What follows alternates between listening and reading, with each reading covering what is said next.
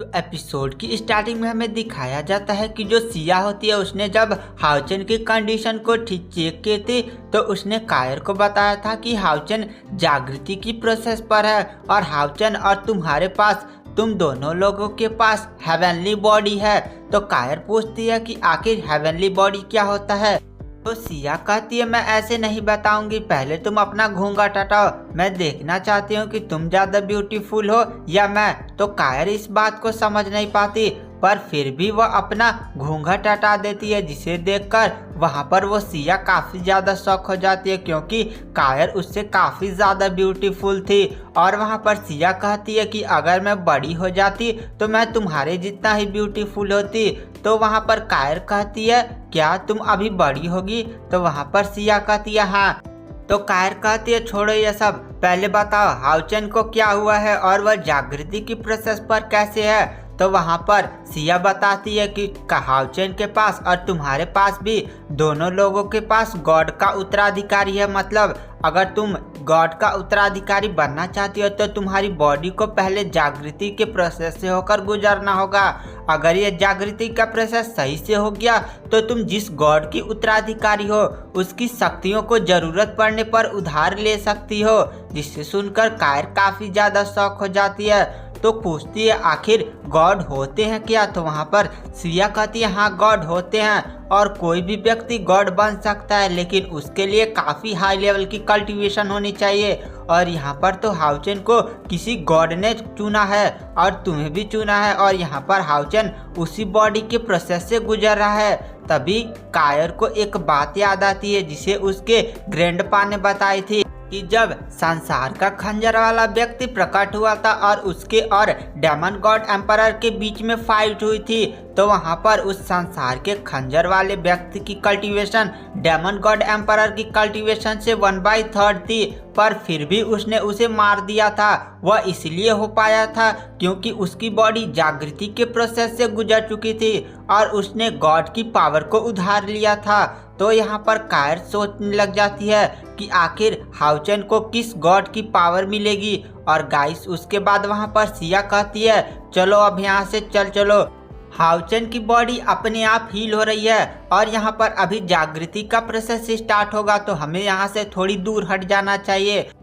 और थोड़ी दूर जाने पर सिया कायर को बताती है कि गॉड होते हैं और उनकी कल्टीवेशन काफ़ी ज़्यादा हाई होती है, पर वह नियमों में बंधे होते हैं जिसके कारण वह जल्दी इंसानों को दिखाई नहीं देते हैं, इसीलिए तुम लोगों को लगता है कि वह नहीं होते हैं। उसके बाद वहां पर दिखाया जाता है कि थोड़ी देर बाद हाउचन की टीम भी सिया और कायर के पास आ जाते हैं और वो लोग भी यह सुनकर काफ़ी ज़्यादा शॉक हो जाते हैं कि हाउचन एक गॉड का उत्तराधिकारी है और वह जागृति के प्रोसेस से गुजर रहा है। और थोड़ी ही देर में हाउचन की बॉडी से बहुत ही तेज प्रकाश निकलने लगता है और हाउचन आसमान में उड़ने लगता है और हाउचन के पंख निकल आते हैं और हाउचन का एक लेवल 6 वाला पंख था और एक और पंख निकल आता है, जिसे देखकर वहां पर उसकी टीम काफी ज्यादा शॉक हो जाती है। तभी वहां पर चेनिंगर बोलती है हाउचन के पास 4 पंख है, मतलब हाउचन काफी ज्यादा स्पेशल व्यक्ति है। उसके बाद हमें दिखाया जाता है कि हाउचन के माथे पर हान्यू का सिंबल बहुत ही तेज ग्लो करने लगता है और उसमें 9 लाइनें दिखाई देने लगती हैं। जिस तरह हान्यू के 6 सर हैं उसी तरह उसके निशान में 9 लाइनें दिखाई देने लगती हैं और तुरंत हाउचन की बॉडी से लाइट एलिमेंटल फेरी निकलती है और लाइट एलिमेंटल फेरी हाउचन के चारों तरफ घूमने लगती है और उसकी बॉडी से भी बहुत ही तेज लाइट निकलने लगती है और लाइट एलिमेंटल फेरी हवा में उड़कर उसके भी 4 पंख अचानक से निकल आते हैं और वहां पर लाइट एलिमेंटल फेरी एक इंसान के रूप में बदलने लगती है और यहाँ पर लाइट एलिमेंटल फेरी का भी इवोल्यूशन होने लगता है। थोड़ी देर में लाइट एलिमेंटल फेरी सेकंड इवोल्यूशन कंप्लीट कर देती है और हाउचन की बॉडी से वो प्रकाश अब एब्जॉर्व करने लगती है और लाइट एलिमेंटल फेरी के पास अब दो पावर्स आ चुकी हैं। पहला तो वो हाउचेन की स्पिरिचुअल एनर्जी को बढ़ाती है और दूसरा वो अपने दुश्मनों पर अटैक भी कर सकती है। अब हाउचेन लाइट एलिमेंटल फेरी की मदद से अपने किसी भी दुश्मन पर अटैक करवा सकता है और तभी वहां पर फिर से एक लाइट सीधे हाउचेन की बॉडी से निकलकर लाइट एलिमेंटल फेरी के पास जाती है। और यहाँ पर हाउचेन की टीम यह देखकर काफ़ी ज़्यादा शॉक हो जाती है कि लाइट एलिमेंटल फेरी तीसरे इवोल्यूशन से भी गुजर रही है और थोड़ी देर में उसकी पावर्स काफ़ी ज़्यादा बढ़ जाती हैं और लाइट एलिमेंटल फेरी अपना थर्ड इवोल्यूशन भी कंप्लीट कर देती है और उसकी बॉडी से बहुत ही स्ट्रॉन्ग ऑरा निकल रहा था। अब लाइट एलिमेंटल फेरी एक लड़की के रूप में कन्वर्ट हो चुकी थी और वह एक बहुत ही सुंदर फेरी लग रही थी और यहाँ पर हाउचेन की बॉडी से बहुत ही तेज प्रकाश निकल रहा था और तभी हाउचेन के पीछे एक बहुत ही बड़ा रोशनी का स्तंभ निकलता है और उस स्तंभ से एक एनर्जी निकलती है जो हाउचेन की टीम के सभी लोगों की स्पिरिचुअल एनर्जी को बढ़ाने लगती है। और जो हाउचेन के पीछे स्तंभ खड़ा हुआ था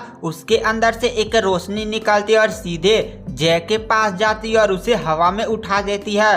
और जय जो लेवल 6 के फाइनल स्टेज पर था और वह लेवल 7 पर पहुंचने ही वाला था, उसकी जो कल्टीवेशन में अड़चन आ रही थी उसे दूर कर तुरंत उसे लेवल 7 का कल्टीवेटर बना देती है। और वहां पर जय यह देखकर काफ़ी ज़्यादा खुश हो जाता है कि वह लेवल 7 का कल्टीवेटर हो गया है और वह बहुत ही ज़्यादा खुश होकर वहीं तुरंत नीचे उतरकर कल्टीवेशन करने लगता है। और वहां पर हाउचेन की बंदों की भी पावर बढ़ गई थी और थोड़ी ही देर में वह सारी रोशनी खत्म हो जाती है और वहां पर लाइट एलिमेंटल फेरी फिर से हाउचेन की बॉडी में चली जाती है। और हाउचेन की जब आंखें खुलती है तो उसे पता चल जाता है कि आखिर हाउचेन को कौन सी गॉड की पावर मिली है। उसे प्रकाश की देवी और सूर्य का देवता दोनों का उत्तराधिकारी बनाया गया है। मतलब अगर उसे कभी भी जरूरत पड़ेगी तो इन दोनों देवताओं की पावर को वह ले सकता है। उसके बाद तुरंत कायर हाउचेन के पास जाती है और उससे गले लग जाती है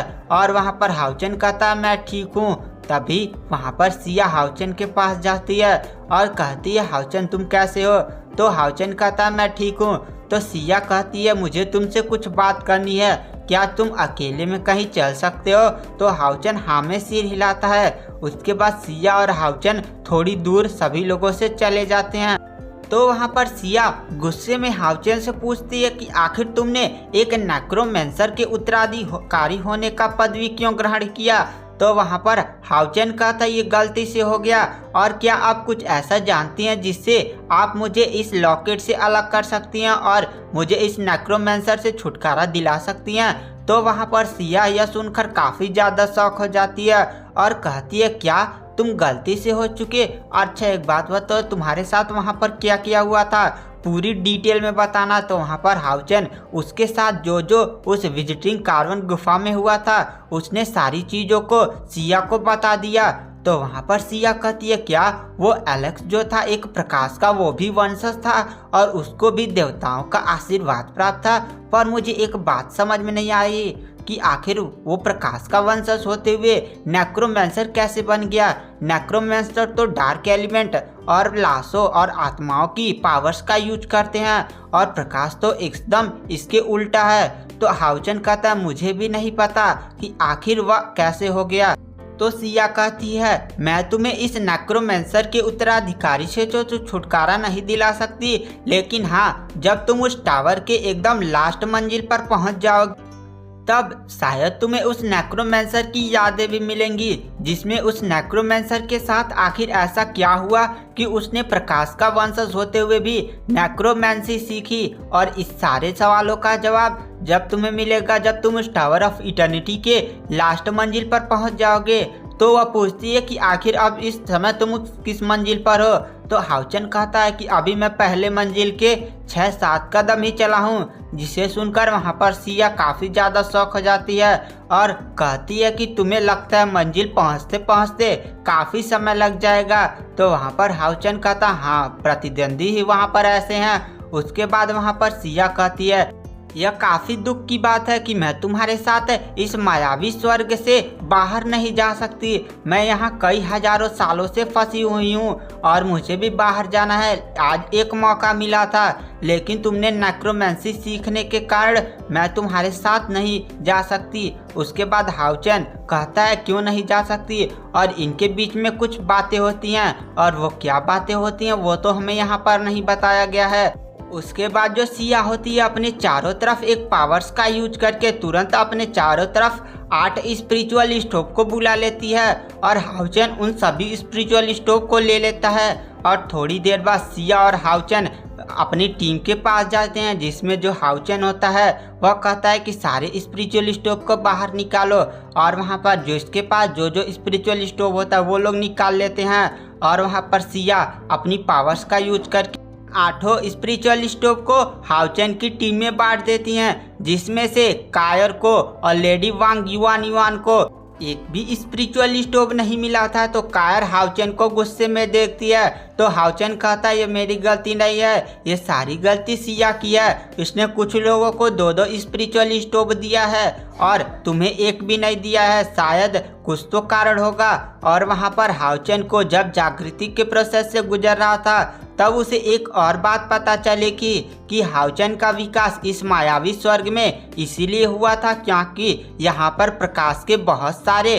कण मौजूद है, और कायर की जागृति का प्रोसेस युद्ध का मैदान में होगा, जहाँ पर बहुत सारा खून बहा होगा, बहुत सारी लाशें होंगी, क्योंकि कायर की प्रॉपर्टी संसार का वंशज है, जिसके कारण उसका विकास वहीं पर होगा। उसके बाद वहाँ पर हाउचेन जो होता है वह सभी लोगों से कहता है जिसको जिसको स्पिरिचुअल स्टोव मिला है वो लोग जाकर इन सारे स्पिरिचुअल स्टोव को आत्मसात कर लें। तो गाइस आज की वीडियो की एक्सप्लेनेशन को यहीं पर एंड करते हैं। Thank you, bye bye.